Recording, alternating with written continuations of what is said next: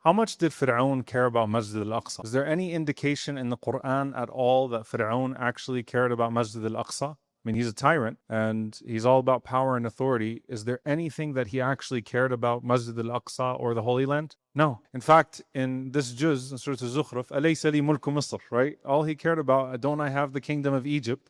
And that's an indication that all Fir'aun saw was his own authority, his own throne, and the only thing he really cared about in terms of regional dynamics and geography was what it meant to protect his throne. Of course, there's no equivalent to that today.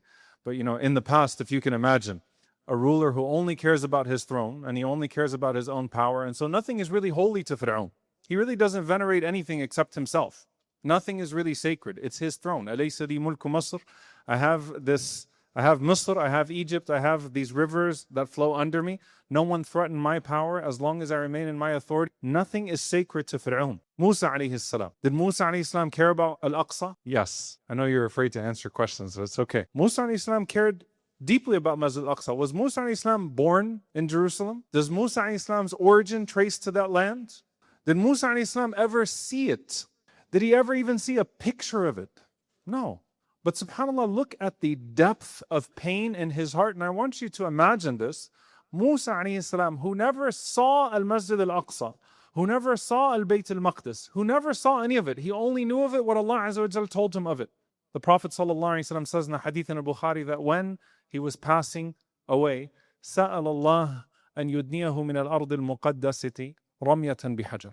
He asked Allah subhanahu wa ta'ala to bring him as close to the Holy Land as possible, to the point of it just being a stone's throw away. And the Prophet ﷺ said that if you were with me, I would show you where Musa ﷺ is, تحت كثيب الأحمر, under the red dune, right outside of Al-Bayt Al-Maqdis.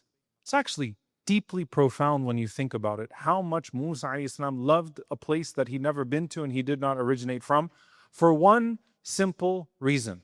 That the ulama mentioned that one of the signs of Iman is ta'zeem ma 'azzamahu Allah, is that you venerate what Allah venerated, that you honor what Allah honored. That is a sign of Iman. The lack of Iman is the opposite.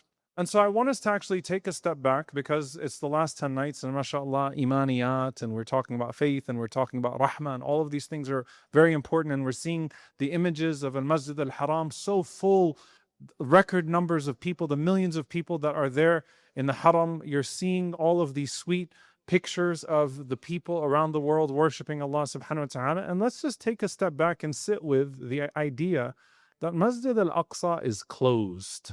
For the first time in recent memory, I've read enough to know that I'm not sure, but 1967, I don't know if it's precedented that you have in Al-Ashr Al-Awakhir, in the last 10 nights, no prayer in Masjid Al-Aqsa.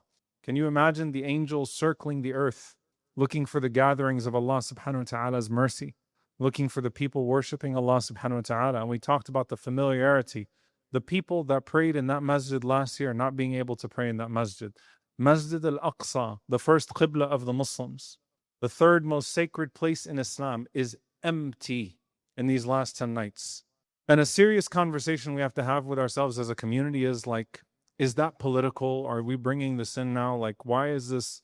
Don't bring this into Islam. This is politics. There's a problem with our Islam if it's divorced from Masjid Al-Aqsa. It's a real bad practice of the deen, a fundamental misunderstanding of the deen. And we have to come back to ourselves at an individual level. And I'm going to keep this very short tonight, bidnillahi ta'ala, in what might be Laylatul Qadr. If when I think about all of my priorities in the world right now and everything that's happening in the world right now, and where Masjid Al-Aqsa being shut down ranks on my list of priorities of things that are important to me right now, there's a barometer there. I'm not saying this to beat people down. I'm saying this so that we can extol what Allah subhanahu wa ta'ala extolled in our hearts in these sacred nights. So that we can extol His sacred places in these sacred nights and include this in our dua and include our efforts toward this. Musa alayhi salam also is teaching us another manifestation of ittaqullaha mastata'tum, fear Allah as much as you can. Musa alayhi salam wanted to be as close to Al-Aqsa as he could, as close as he could. Fear Allah as much as you can. Mastata'tum meant be as close to Al-Masjid Al-Aqsa as you can for him, as close to the Holy Land as you can for him. And so for us, dear brothers and sisters, in these last 10, There should be a renewal of effort, and there should be serious dua in these last 10 bi'idhnillahi ta'ala. And I want to leave you with this thought as well, that every single time the enemies of Allah make a new incursion into Al-Aqsa, every time they build a new tunnel, every time they post another AI video of Al-Aqsa being blown up, every time they make a suggestion about the restoration of what never was in the first place and the removal of what Allah subhanahu wa ta'ala honored, every single time they harass a worshipper, every time they shut a gate, every single time they make a new move of aggression against Al-Aqsa, they're seeing how much they can normalize with you still remaining numb. It's a test of our numbness. We already know what to expect from Muslim governments. A really, really angry statement of condemnation, mashallah. That's them. Allah Azza wa Jal will handle them. What about us? Every single one of us at an individual level. Where is your heart right now with Masjid Al-Aqsa? They're testing the Ummah to see how much it can tolerate of aggression on Al-Aqsa. And this has been what's been happening over the last few years. In a world where you can become numb to genocide and the Epstein files, surely you can start to tolerate the idea of the sacred place being taken from us. Laylatul Qadr might be tonight. Laylatul Jumu'ah, a sacred night.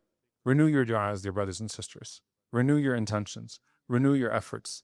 Keep at it. Keep at it in your capacity. In your capacity. Because this is a sign of Iman for us. And who knows? If we are still here next year, what we'll be looking at when we look at that compound, when we look at Masjid Al-Aqsa. May Allah protect it from our enemies and His enemies. And may Allah subhanahu wa ta'ala protect it from the aggression upon it. And may Allah Azza wa Jal protect us from being numb to aggression on it. And may Allah subhanahu wa ta'ala allow us to see it free. And may Allah subhanahu wa ta'ala allow us to be a part of freeing it. And may Allah subhanahu wa ta'ala accept our du'as for it. And may Allah subhanahu wa ta'ala allow us to make du'a in it. And may Allah subhanahu wa ta'ala, as He's gathered us in these masajid, gather us in Masjid Al-Aqsa while it is liberated. Allahumma ameen. Jazakumullahu khairan. Wassalamu alaikum wa rahmatullahi wa barakatuh.